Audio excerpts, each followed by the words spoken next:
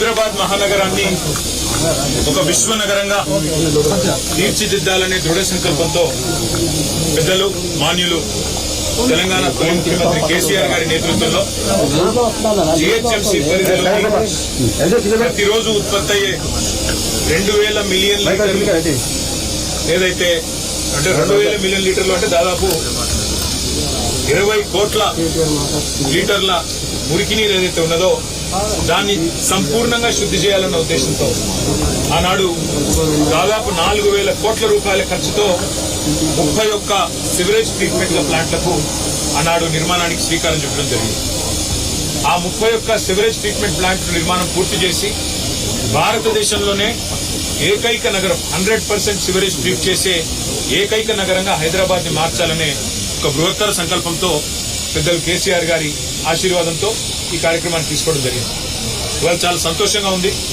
మా కూకట్పల్లి ఎమ్మెల్యే కృష్ణారావు గారి ఆహ్వానం మేరకు పెద్దలు శ్రీనివాస్ యాదవ్ గారి ఆహ్వానం మేరకు ఇవాళ కూకట్పల్లి కాన్స్టిట్యున్సీలోని ఫతేనగర్ ఎస్టీపీ ఏదైతే ఉన్నదో ప్రారంభోత్సవానికి సిద్ధంగా అయితే ప్రస్తుతం ట్రయల్ రన్ దశలో ఉన్న ఈ ఎస్టీపీ 133 ఎమ్మెల్డీల కెపాసిటీ కలిగే ఈ ఎస్టీపీని సందర్శించడం మా గౌరవ శాసనసభ్యులందరం కూడా కలిసి పెద్దలు శ్రీమతి సబితా ఇంద్రారెడ్డి గారు, సోదరులు మాగంటి గోపీనాథ్ గారు, మరి రాజశేఖర రెడ్డి గారు, అదేవిధంగా శాసన మండలి సభ్యులు పెద్దలు మహమూద్ అలీ గారు, అదేవిధంగా గౌరవనీయులు షమీపూర్ రాజు గారు, మా రాగిడి లక్ష్మారెడ్డి గారు, అదేవిధంగా మా స్థానిక కార్పొరేటర్ అందరం కూడా కలిసి వీటిని సందర్శిస్తా ఉన్నాం.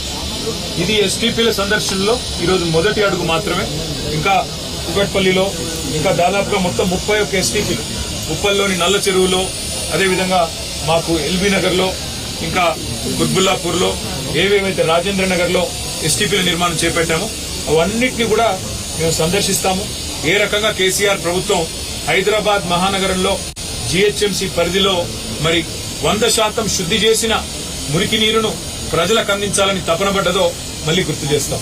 అయితే ఈ అన్నిటికంటే ఇక్కడ అడగాల్సిన ముఖ్యమైన ప్రశ్న ఏంటి అంటే ఈ మురికి నీరు మొత్తం హైదరాబాద్ లోని వివిధ నాలాల ద్వారా ప్రవహించే మురికి నీరు శుద్ధి చేసిన తర్వాత ఇదంతా 94% మూసీలోకి పోతుంది. ఇవాళ ముఖ్యమంత్రి గారు మూసీని నేను సుందరీకరిస్తాను, మూసీ ప్రాజెక్టును అద్భుతంగా చేస్తాను అని మాట్లాడుతూ ఉన్నారు. మూసీలో ముఖ్యమంత్రి గారు తెలుసుకోవాల్సింది ఏంటంటే కొత్తగా మీరు శుద్ధి చేసేదైతే ఏమీ లేదు.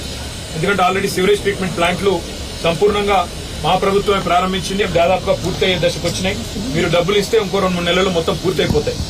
మరి 4000 కోట్లు ఖర్చు పెట్టి మొత్తం 100% సివరేజ్ ట్రీట్మెంట్ అయిపోయిన తర్వాత మరి వాళ్ళ ముఖ్యమంత్రి గారు ఆయన మంత్రివర్గం మాట్లాడుతున్న మాటలు మూసీ ప్రాజెక్టు కోసం 1,50,000 కోట్లు ఖర్చు పెడతామని ఒకసారి, 50,000 కోట్లు అని మరొకసారి, 70,000 కోట్లు అని మరొకసారి ఏవైతే మాట్లాడుతున్నారో ఈ మాటలు చూస్తా ఉంటే మాకు అనుమానం వస్తా ఉంది. ఎందుకంటే అసలు ఉద్దేశం మూసీ సుందరీకరణనా లేక ఇంకేదన్నా ఉన్నదా అనేది కూడా ప్రజల్లో కూడా అనుమానాలు కలుగుతా ఉన్నాయి. కాబట్టి నేను రేవంత్ రెడ్డి గారికి మున్సిపల్ శాఖ కూడా చెప్పేదల్లా ఒకటే, మీరు ఆల్రెడీ కేసీఆర్ గారు ఏదైతే మంచిగా వడ్డిచ్చిన విస్తరలాగా మీకు అన్ని పంచపక్ష ప్రమాణాలు పెట్టి మీకు అసలు ఒక ఇల్లు కట్టలేదన్నారు. నాకు ఆశ్చర్యం అనిపించింది. ఒక్క డబుల్ బెడ్రూమ్ ఇల్లు కట్టలేదు అని ఇదే రేవంత్ రెడ్డి గారు, ఇదే బట్టి విక్రమార్క గారు గతంలో మాట్లాడితే మా శ్రీనివాస్ యాదవ్ అన్న దగ్గరుండి బట్టి అన్నది తీసుకొని చూపెట్టిండు. ఎక్కడెక్కడ ఇల్లు కట్టిన 1,00,000 ఇళ్లను చూపెట్టిండు.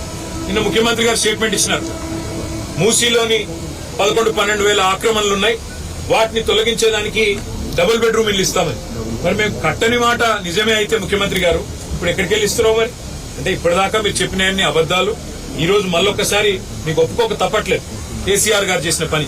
మా అక్క నేతృత్వంలో, సబితా గారి నేతృత్వంలో 14,000 ఎకరాలు మేము హైదరాబాద్ ఫార్మా సిటీకి అని సేకరిస్తే ఇవాళ ఫార్మా సిటీ రద్దని, ఫ్యూచర్ సిటీ అని, ఇంకోటని ఇవాళ రకరకాల డ్రామాలు అక్కడ. ఇక్కడ హైదరాబాద్ లో ఆల్రెడీ మొత్తం మూసీకి సంబంధించిన మురికి నీరంతా శుద్ధి చేసిన తర్వాత మూసీ ప్రక్షాళన పేరిట కొత్త నాటకం. అందుకే రేవంత్ రెడ్డి గారికి మేము చేసే విజ్ఞప్తుల్లో ఒకటే, మీరు చేయాల్సిన పనులన్నీ మేము గతంలో ఆల్రెడీ చేసేసినాం. ఇప్పుడు మీరు చేయాల్సిన పని ఏంటంటే మీరు ఇచ్చిన 6 గ్యారెంటీలు అమలు చేయండి.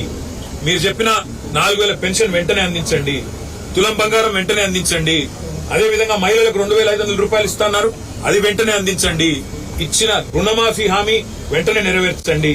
ఇంకో 6 రోజుల్లో సీజన్ అయిపోతుంది వానాకాలం, రైతు భరోసా వెంటనే వారి ఖాతాల్లో ఇవ్వండి. అంతేగాని ఈ పబ్లిసిటీ స్టంట్లతోని ఎక్కువ రోజులు మీరు మాయ చేయలేరు. హైదరాబాద్ ప్రజలకు స్పష్టంగా తెలుసు మేము చేసిన పని.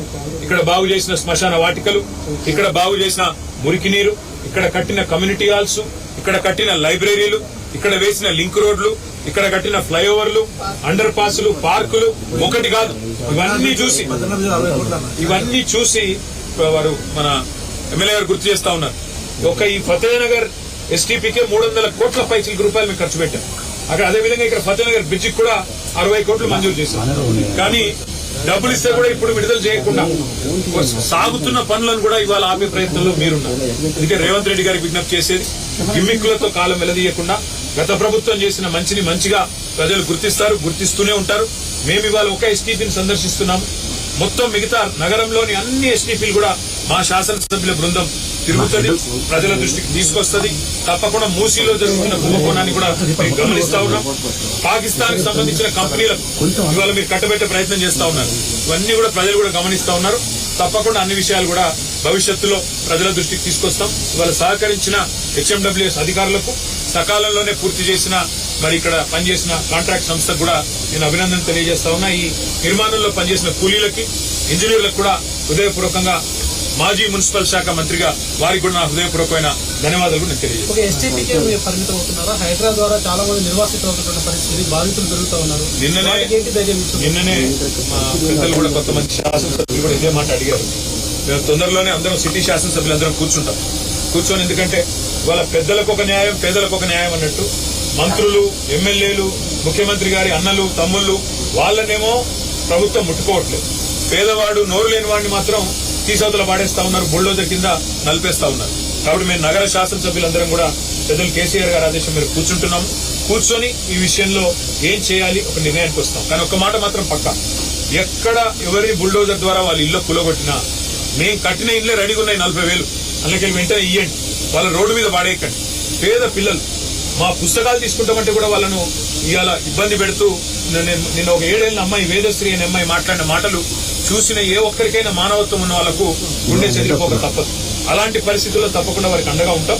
కానీ నగర శాసనసభ్యులందరం కూర్చొని మేము ఏం చేయాలో ఆలోచించుకొని మా ప్రణాళిక ప్రకటిస్తాం.